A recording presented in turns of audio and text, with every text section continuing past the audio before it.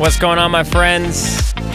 Welcome on out to Behind the Energy podcast, where we dive into behind the scenes of DJing, entrepreneurship, and all the excitement in between.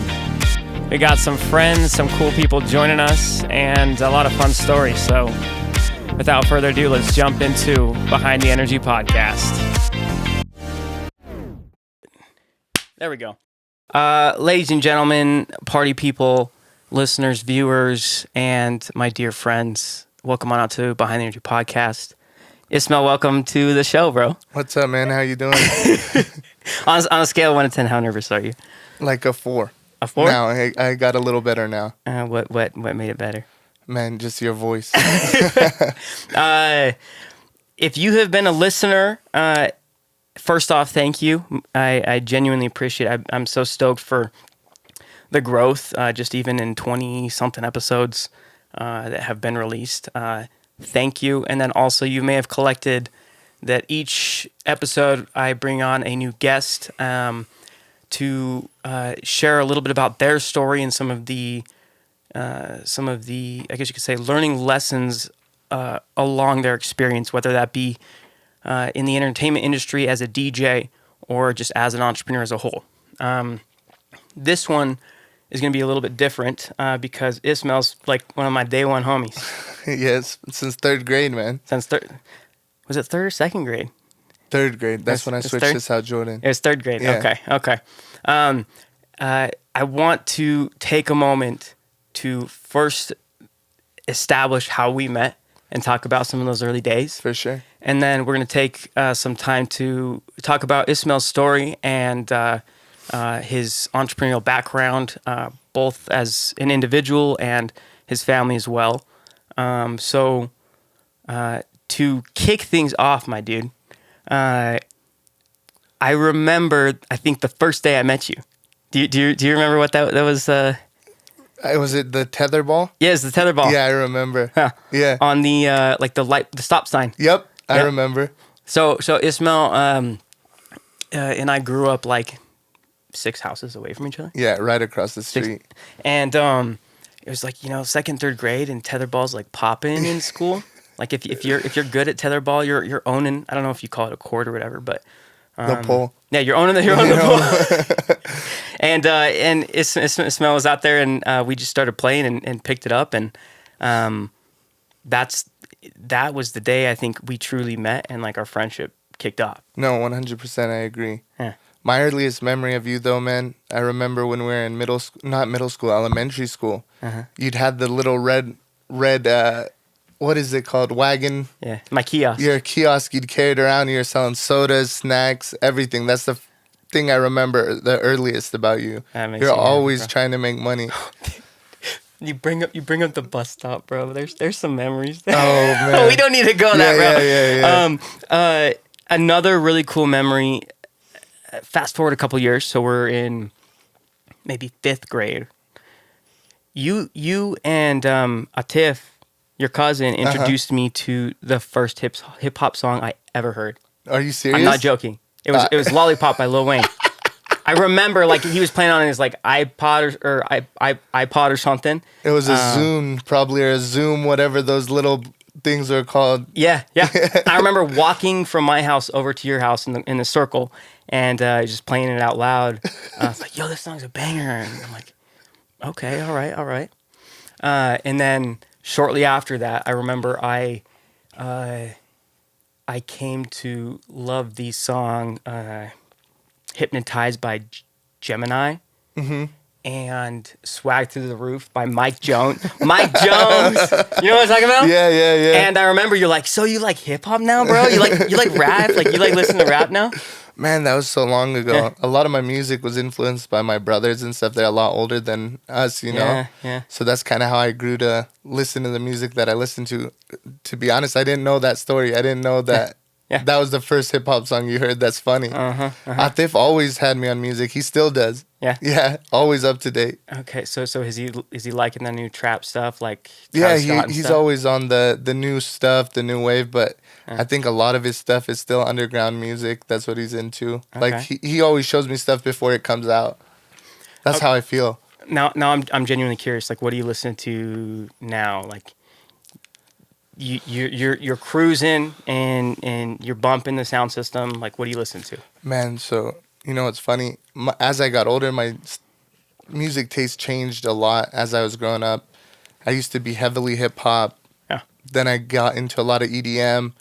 Yeah, that's right. Yeah. Then I got into, you know, more R&B. Right now, it's a big mix. The only thing I don't really listen to is country. Yeah. Like on my way here, I was listening to The Weeknd. Yeah. And then some Nirvana. Okay. You know, so a couple different things. I mix it up. Do you like The Weeknd's new album? I like it. Yeah, I think it's good. Did you know? I think it's Jim Carrey is the voice of the radio host. No, I didn't know that. I think it's Jim Carrey. I That's could crazy. be wrong, but I believe it's Jim Carrey who is the talk show host of the radio. I know he always has someone crazy on with him too. Like I think Neil, the star guy, was on his last album. The Neil, what's his name? Neil Armstrong. No, the guy who's the astrologer. Maybe his name's not Neil. I don't know. I have no clue. Oh, I'm sorry about that. Nick, will you look and see if we're still focused? We'll just keep talking. Okay. The light has a mind of its own. But anywho. We'll skip that one. I forgot who it is. Okay, that's all right. So another thing. Oh, where did I have a few notes here? Because I want to make sure we touch on a few things. So around the time you started getting into EDM music. Yeah. Is when you bought turntables, a controller. Yeah. Your controller and you getting into DJing was a big catalyst to me starting my DJing career. Man. I'm being straight up. So the first time I ever like attempted to mix was on your controller. It was a Newmark NS something. Yeah, that was the first one I had, and then I got the other one. I forgot what it's called. It was so long ago. It was in. You know what's crazy though? We were 17. Or maybe we were younger than that. We were younger because I started DJing when I was 16. I think that was when we were like 13 or 14. Oh, bro. no, you're right. Yeah. I forgot because I had the little one. Like a 2-channel smaller one. And then you got the bigger one. It was black and red and it was a Newmark. Yep. Yeah, and I think it was 4 channels. Yep. Yeah. I remember, dude, straight up, like on the balcony. Yes. Because our houses are also modeled like the exact same. Yep. And on the balcony where, we hang out every now and then at my place. We're over at Ismail's house on the balcony mixing on this Newmark. Yeah, I remember that it was so long ago. It's hard for me to remember, man. That's 10 years ago. Do you remember making my MySpace profile at your house with your email, bro? bro? Yeah. Because my parents were not down for that stuff? No, I remember. Yeah. I remember that was oh man. And then we'd code it and do all that stuff, make the background cool, choose the top songs. Okay, so if you were to put a top song on your MySpace profile today, it's the February 8th, 2022, what would that song be? Ambitions for Cash by Key Glock. That's what I've been listening to a lot. Ambitions for Cash, Key Glock. Key Glock, okay. It's sick. I got homework to do. Check it out. Okay, I'm going to listen to this or make a mental note. Okay, so that is like just some reminiscing. Is there anything else you wanted to add, Ismail, that we didn't jump on before we talk about your entrepreneurial journey? Man, I think you hit it on the head. You told me some new stuff that I didn't know. Yeah. That the lollipop story made me. That's crazy. I remember it was. I think maybe even Hanzu was there as well. But we were straight up walking into my place. It was like 5 or 6 in the evening, probably like summertime, and just playing it out on an MP3 player. Yeah, that's crazy, man. Yeah. That's. So introduced me to hip hop and introduced me to DJing, and we kicked off our friendship in 3rd grade playing tetherball. Yeah. Skateboarding, many trips to Taco Bell. Yeah, we used to walk to Taco Bell. That was like our thing. That was like our thing to walk to Taco Bell. We used to walk through the backyard, through the canal. Yeah. Man, that's crazy. That's a long time ago. Yeah, dude, it's been a minute. So, it's very clear Ismail's a day one homie. The bus rides. Oh, cool. Did we get kicked off the bus every now and then? A few times, man. A few times. Notice I said we. Yeah, I didn't say you. I said we. Both of us. Yeah. Definitely. So it's very clear, at least I hope it's clear now, Ismail's a day one homie. And like literally, I'd go skate over to his place or he'd come over to my place and we just kick it. And over the years, as as we've grown, more responsibilities, and we haven't connected as nearly as frequently as we did, obviously. Matter of fact, when I usually have seen Ismail in the past couple of years, it's like I'm loading gear at my place and you're driving by, and we chat for 30 seconds or 5 minutes. Yep, for sure. That's usually how it goes. So in that time, and even when we were really tight, hanging out frequently, there's always been some entrepreneurial, I guess you could say, commitments, endeavors, or even businesses in your family, even yourself individually, and it's grown and grown to a point to where it's like, I'm needing to get filled in a lot right now. And so as you walk me through the entrepreneurial story, not only is it going to be kind of like refreshing for me, but you're also going to be filling me in on a lot of some new stuff. Yeah.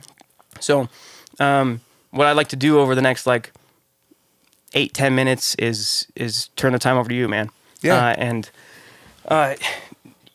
tell me where it all started. Obviously, you've had a very supportive family growing up, and they've always been into entrepreneurship. Yeah, for sure. Since my dad came here, my dad's been in America now for 47 years. Wow. He came here from Pakistan by himself with nothing. The whole foreigner story, we all make fun of it inside because everyone says they came with $4, someone says $3, someone says $10. Mm-hmm. So we always joke about that. My dad tells us he came with $187 to America. Specifically 87? Yeah, 187. That's what he came with. Does he joke or is he serious? No, I think he's serious. Okay, so I believe him. 47 years ago. Yeah, 47 years ago. That's how he came. He built his way up through the 70s, 80s, and 90s. So he had retail shops all through there. First, he started as a cab driver, actually. And so I remember you mentioning that. When he first came here, he was a cab driver, and he was 17 when he came. So he was going to high school, and he was driving cab. Wow. There wasn't that many laws back then, I guess, on child labor. So he was doing... Oh, you're chilling, bro. You're good. I got it. So he was doing all of that. He was going to school. He was driving cab. He saved up enough money. He opened some retail stores, and then he was just growing business. The earliest I remember from when I was young, growing up, was we owned a dealership. Yes, and was it on State Street? Yeah, it was on State Street. Yeah, there it is. Yeah, it was on State Street. Afridi Auto Sales. He owned the dealership for 17 years. Wow. And then in 2008... Did he have any partners he went in, started that with? He had that from all the retail businesses that he owned. So he sold out of the retail businesses in the early 90s, and he opened the dealership with that money. Okay. So he had a really successful dealership. He did buy here, pay here. So he would do, if you put half down, he'd give you 0% interest on the remaining half. Wow. Yeah. So he did buy here, pay I take here. that's uncommon for the car industry. No, I've only bought in two cars in my life. So. Yeah, so buy here, pay here financing is pretty rare. Okay. The main reason he did it was religious reasons. We don't believe in interest, so he gave that as an option. If you put half down, you got the other half 0% interest, and you paid payments to him. Okay. So he had a lot of money out on that. And then in 2008, when the economy crashed, he lost everything. So he went back to zero, just like when he first came to America. He was a little bit more well-established now. It might have been harder for him when he crashed this time, So at that point, is that when he pivoted out of the car industry? Yeah. So I remember that was shortly after we became friends. Yeah, okay. Definitely. So he was pivoting out of the car industry. Mm-hmm. Once he closed his dealership, all that, in 2009, we opened our first retail location, smoke shop, which is House of Hookahs. Yep. Yeah, and is that the one on what's the west? Is that the one just by our place, or is there another one? No, there's one. The first one was the one on 7th in Midvale. Okay. Across from Harmon's. Sorry, cut you off. No, you're fine. Yeah. Slowly building that up. Mm-hmm. We've grown a lot. Now today we have 15 retail locations in Utah, Wyoming, and Ohio. So we're spread out pretty far. I know Ohio's pretty far, but do you realize how impressive that is? Yeah, man, it took a long time, to be honest. I do. I remember. I straight up remember just in early conversations when this was getting started. Yeah, and for sure, I knew nothing about it. 15 locations. Yeah, 15 retail locations. In 5 states? 3 states. 3 states. Oh, okay. Utah, Wyoming, and Ohio. Yep. There we go. So we're in those 3 states. You know, it took a long time, but that's what where we're at today in 2022. But then once we started the stores, we only had one. Then when we opened the second one, my older brother, he opened it. And then he was working there and Wells Fargo. Adnan? Yeah. Okay. Yeah, he opened that one. So he was working there in Wells Fargo. Okay. And then he had his little son. And when his son was born, he took paternity leave from Wells Fargo. Was it? No, it's Kisan. Okay. Yeah. So. Okay. Sorry, I'm connecting dots. You're okay. good. You're good. Yeah. So he took paternity leave from Wells Fargo, built up the smoke shop business, and then in that meantime, he created HOH Wholesale, which standard for House of Hookahs Wholesale. Yes, there we go. So we created a cash and carry for local stores, smoke shops, vape shops, convenience stores, to come in and buy from us like we're a Walmart, not a Walmart, I'd say like a Sam's Club. So they're buying Costco or Sam's Club. Like a Costco or Sam's Club. Okay. So they would come buy from us directly. So that was like 2010. That's when he started that. And in the same year, that's when he started White Rhino. Okay. Which that's what our main focus is now. Is there a different terminology between, I guess, female and male maternity and paternity leave? I can't. Yeah. So female is maternity. Maternity. Okay. Thank you. The father's paternity. Paternity. Okay. Yeah. So in that time frame is when the wholesale was launched. Yep. White Rhino was launched. So the wholesale was launched first, and then he left Wells Fargo. Okay. Yeah. Okay. So, okay. And then he still opened it in the same year though, the wholesale and White Rhino. Okay. In the same year, I think they were maybe 6-7 months apart when they opened. So he started with that. He was doing the wholesale. We were wholesaling to other smoke shops, and at the same time building more retail locations. But once we started the wholesale company, we kind of stopped focusing on the retail stores. Gotcha. And we kept building our wholesale business, which that's our main business now. So tell me a little bit more about your direct affiliation with that. Yeah, so right after high school, I went straight to working for my brother when he still had the cash and carry, the HOH Wholesale. So I would go sweep, I would go mop, I'd restock the shelves, I'd clean the bathrooms, I'd clean the front office. I cleaned his office, all the other employees' offices, all of that. And one day I got super upset with him. I told him, I said, hey, man, you're the owner. I'm your brother. You know, you're making me do all this stuff. Yeah. And he always told me, he said, you got to earn $1. You got to know what a dollar is worth for you to, before you can get into a better position. He said, it's not worth it for us to just hand it to you. You got to earn it.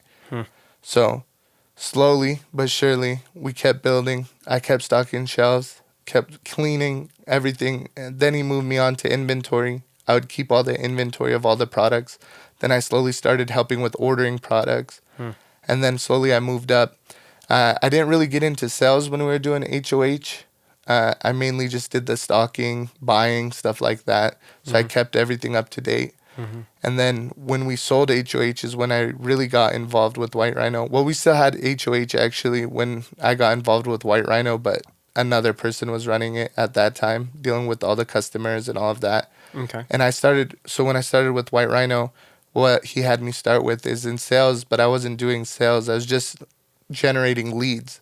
Okay. For the other sales reps. And generating, facilitating. Yeah. Okay. So once I was generating leads, slowly he moved me to sales. Okay. Then I started running sales. Then he moved me, so I was doing better. He moved me up a little bit. It took a long time. I've been working for him for 11 years now. Wow. So slowly but surely I was building it up. And then I was assistant manager to 22 sales reps. Wow. At one point, yeah. It was... Yeah. So were you even shipping inventory? Like no, so when I was working in the warehouse, I was doing the inventory and I didn't do any of the shipping or anything like that. But did the company at least at a time ship inventory to different states and such? We're shipping to different states okay, and so all that's that. why you need 22 sales reps. Yeah. Okay, I didn't realize how the scale of it. Yeah, so at that point, okay. So this is still a long time ago. This is when we were into other products and all of that. Then once I got involved more, I noticed we didn't need 22 sales reps. Okay. So we cut down our team of sales reps, and I went on more of focusing for distribution. So around this time, when we cut down the sales team, we still had HOH Wholesale. And this is about 5 years ago. We sold it. So we focused strictly on White Rhino. Okay. So once we sold it... And elaborate a little bit more about White Rhino for someone who's unfamiliar. So Please. White Rhino, it's a smoking and glass accessory company. So we provide everything you need. If our motto is, if we don't have it, you don't need it for a store. That's the motto? Yeah, that's Straight the up? motto. Okay. It's all the accessories and stuff that not everyone thinks about. It's all the little things, you know. Okay. Everything we carry, it's an everyday use, everyday sale. Okay. So that's why our brand has built so well in these stores. It's because it's stuff that nobody thinks about carrying. We have it, which is crazy. So when we started 5 years, we didn't start 5 years ago, sorry. When we sold HH Wholesale 5 years ago, and we put our focus 100% into White Rhino, my brother told me, he said, this is the first thing we're doing. Chillums. They're little one-hitters. Okay. So they're little one-hitter pipes. And we did them in... That was the first product of White Rhino. This is the first glass product, not the first product of White Rhino. First, we were into like e-juice and vapes and stuff like that. But this is when we switched our focus to straight smoking and smoking glass accessories. Okay. And the first product was a Chillum in a 100-count display. Okay. And what our twist was it to a normal Chillum, we have a cap on it, a smell-proof cap. So that's what we came out with. A point-of-sale display with 100 Chillums in it. That started taking off. We started building it. The next item was a nectar collector straw in a 100-pack kit. Okay. So that thing, no one's ever done a standard straw in a 100-pound display, in a 100-count display. So forgive me if this is a silly question, but did your experience with wholesale and having all these, clients and relationships established that you've built over many years make transitioning to White Rhino full time and coming up with new products, I guess, did those relationships and that experience help, I guess you could say, speeding up the process or the growth of White Rhino in the first year or so? So does that make sense? No, for sure. And I don't think so. Okay. Because the reason being is this was a completely different lane Gotcha. of products that we're doing from before. Okay. So this is a whole new line that we're into. Okay. And once we built the unique items. The unique items, The unique items is definitely what built our product. Okay. Going into the displays, going into... Our products are very affordable, high quality, with high margin for the retail store. Okay. So that's why our product does so well. It's affordable to the end consumer. The retailer makes good money. The distributor makes good money. We make a little bit of profit. That's it. That's what we're happy about. Too. And the quality's there. And an innovative approach. Exactly. Okay. That's been our greatest success, is having innovative items that appeal to the end consumer, that also we give an affordable price to the stores. Wow. And distributors. Meeting a lot of needs. Yeah, definitely. In different places. 100%. Okay. And now our line, we've built it. So we started with those two SKUs, the Chillums and Nectar straws, and 100-count displays. Now our line, with all the variations, we have 156 SKUs today, which is crazy. By SKUs, do you mean like different variations of the products? Yeah, different product lines. Okay. So different product variations, different stuff, Do you remember the year in which you came out with what's the name of the one? Chillum. The Chillum, yeah. The Chillum. Do you remember the year when that came out to... I don't remember, to be honest. 4 years ago, what would that be? 4 or 5 years ago? 2018, 2017? 2018, 2017, around that area. It was towards the end of one of the years. I think it was 2017, though, that we really restarted with that. And we reinvented our whole brand. Now, as of today, we're nationally distributed. We're in all the big distributors nationwide. We have customers in Puerto Rico, in Mexico, in Europe. Wow. And it's pretty crazy to say you're a part of something that's distributed nationwide, that millions of people have seen, It's just crazy to think about. Obviously, a lot has happened, and we haven't talked about it, but from the time of those first 2 products to now 100 and how many? 156. 156. Obviously, a lot has happened growth-wise. Yeah. Perhaps, actually, hold on. I want to pause. I want to take a step back. Okay. You didn't say anything. Was it Salt City Kicks? Oh, man. You didn't say anything about Salt City Kicks, bro. I forgot about that. Yeah. I was 18 when I started Salt City. I remember going to your office, bro. Oh, really? Yeah. Did you go see it? You had the dopest business cards. The clear, kind of solid, see-through almost. Yeah, with the lace design. Mm-hmm. Yeah. Yeah. Oh, man. When I was in high school, I'm still really into sneakers. So when I was in high school, I came up with that business idea, and I told my dad about it. Mm-hmm.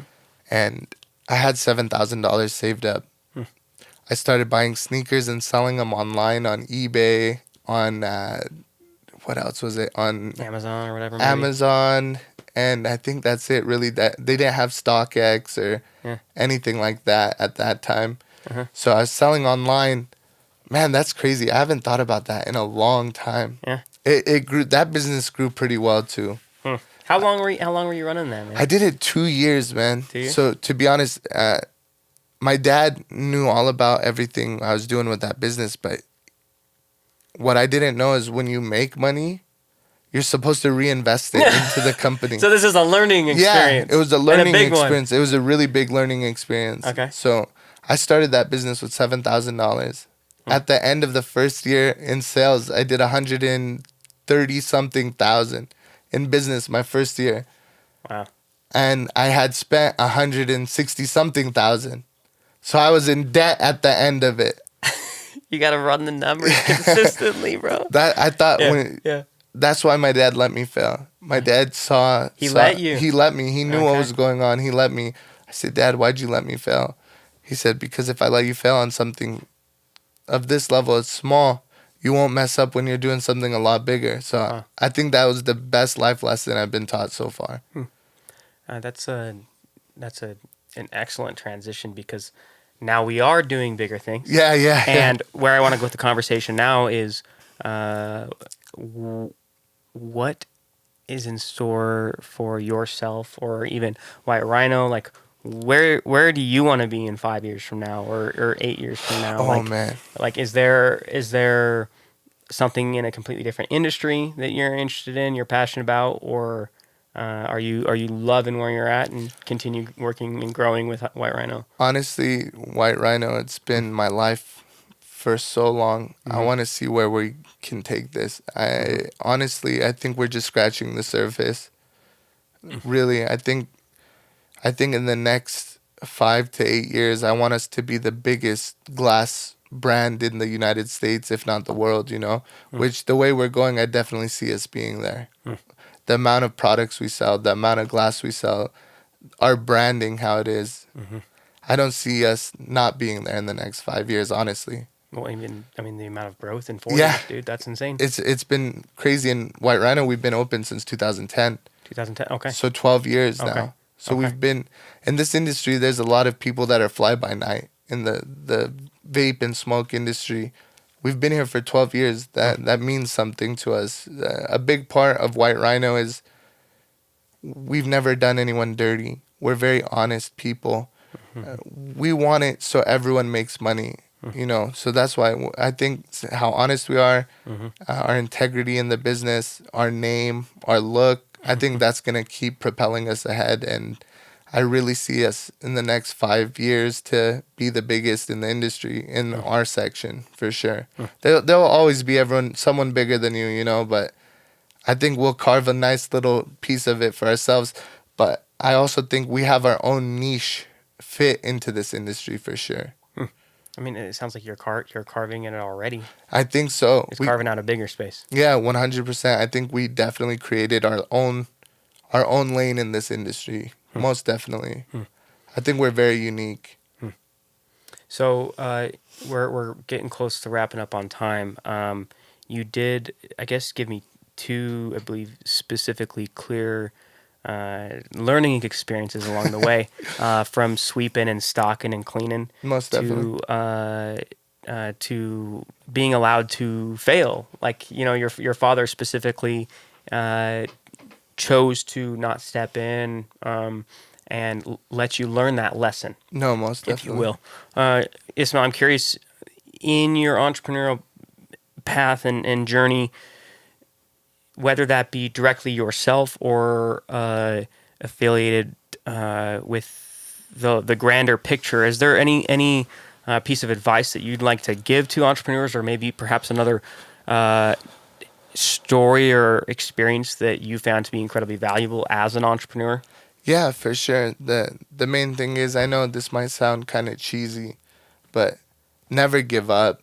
Mm-hmm. I think failure is good. If you fail at something, you have something to look forward to. I think, honestly, the real failure is someone who quits trying. Like, you got to keep going. You don't want to stop, because you never know. You might try 100 things, and then the 101st thing you try is the one that works. Mm-hmm. And that's what my dad's always taught me. My brother's always taught me. I owe a lot to my dad and my brother. Everything I have, everything I do, everything in this world, in my world, is because of them, Mm-hmm. So I'm very happy to be where I'm at because of them. And I still continue to listen to their advice. That's my main thing, is always ask someone's opinion, someone who's older than you, that. And I feel like I've learned a lot from both my dad and my brother, and they've only set me up for success. And I'm excited to see where we can go with it, Sorry, dude, I'm smiling because, I mean, being friends and hoodlums back in elementary to middle school and even high school, like, hearing you say that, like, that's really cool. Yeah. Obviously many years have passed and maturity and growth has happened between the two of us. I'm not just saying yourself. Let me be clear there. I got one more question for you, dude. Yes. How would you define the difference between quitting and knowing when to pivot? I mean, that's pretty broad. That's pretty broad. But do you have anything you can add on to there? Yeah. So, like, I would say quitting as an entrepreneur, we're talking about, right?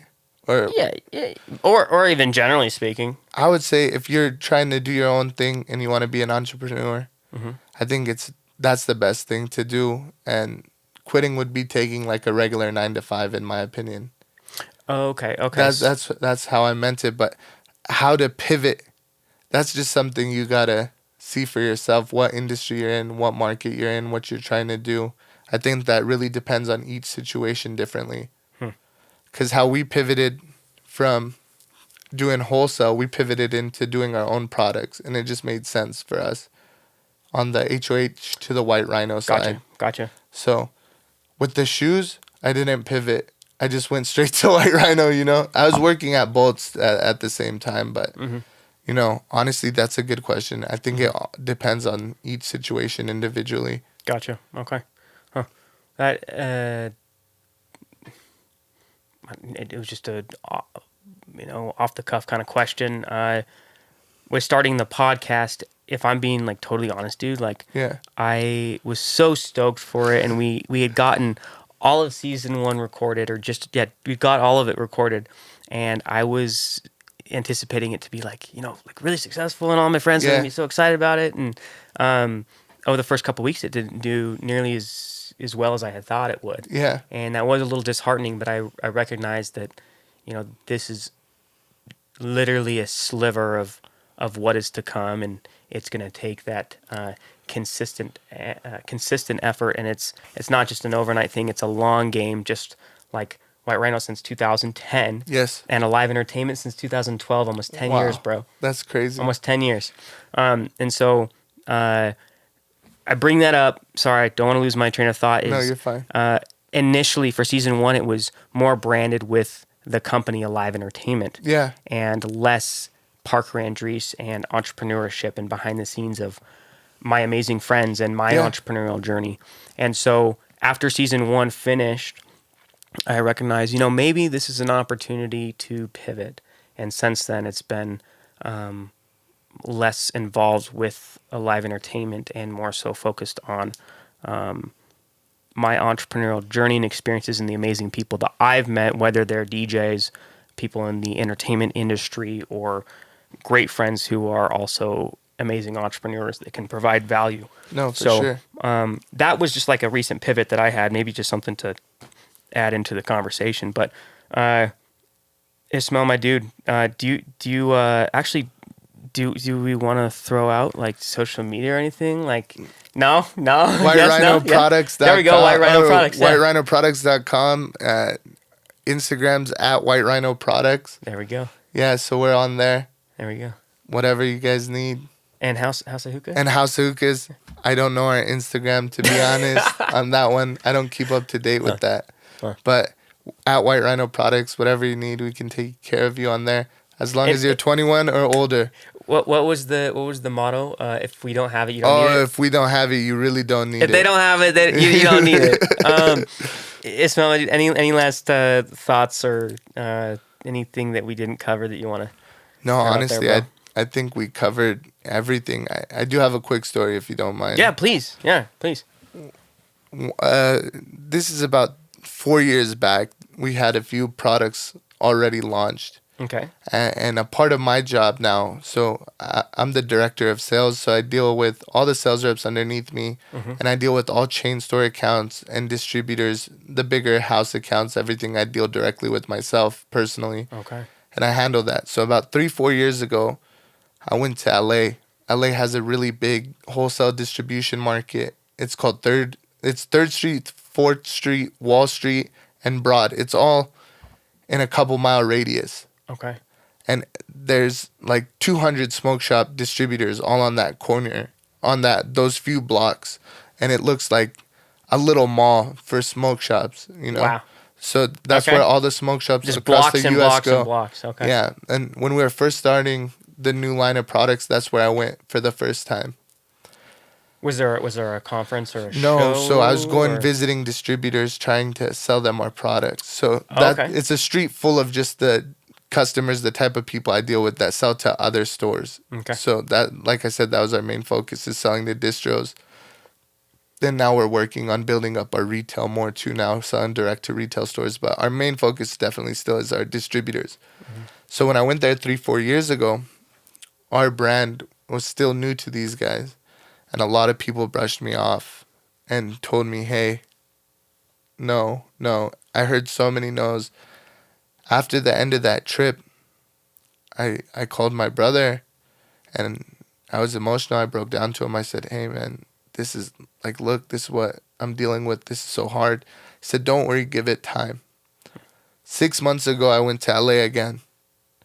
I had every single person begging me to, hey, let me buy your product. Let me buy your product. Let me buy your product. And it was just such a 360, what a few years does. And I definitely recommend never give up. Keep trying. That's what we did, and it definitely paid off. So you just keep going with what you have, and eventually it's gonna pay off. Yeah, I'm glad you shared that. Thank you. And it also sounds like another big catalyst is having some form of support or mentorship, like you said, your father or your brother. Yeah, have 100%. been for you. Shoot back since graduation. Since I was born, yeah. Yeah. Oh yeah, even prior to that, obviously. Yeah. But business-wise, definitely after graduation. I've been with them since then. I've worked 2 jobs in my life. I worked at the movie theater for a week. I worked for the movie theater for a week. And I went straight to my... Was it the one by your house or the Megaplex? In the district. I worked there for 7 days. And then where else? Then I worked for my brother. That's it, at White Rhino. So I have the 2 jobs. Oh, that's so funny. So I think I chose the right career take me path. Back a little bit. I know, man. We have a lot of memories together, man. We've known each other for how long? That's like 18 years. I can't do math right now. It's a long time. Ismail, like seriously, I mean it when I say like it's really cool to hear you reflect and talk about even your relationships with your family, because you know we were hoodlums and you know messing around and having fun and getting into trouble, and to see not only where you're at, but where your family's at. And thank you, man. The fact that there's so much more to come to. Yeah, hopefully. That's exciting. Yes, sir. It's exciting. I'm excited to see where you go with the podcast. I'm loving it, man. We're just warming up, bro. Yeah, I know. So if someone who hasn't subscribed were to like come in the room right now, what would you tell them to do? Subscribe to Behind the Energy, Behind bro. the Energy, man. Behind the Energy. Sorry, that was a stupid joke. Anyways, Ismail, I love you, bro. Thank you. I love you too, man. Thank you. I genuinely mean it. Like one of the most day one homies out there. Man, for sure. Oh, that's my laptop telling me we need to wrap up. My friends, thank you for listening. This has been episode 33 of Behind the Energy podcast. We'll catch you next week. Thank you. Peace out.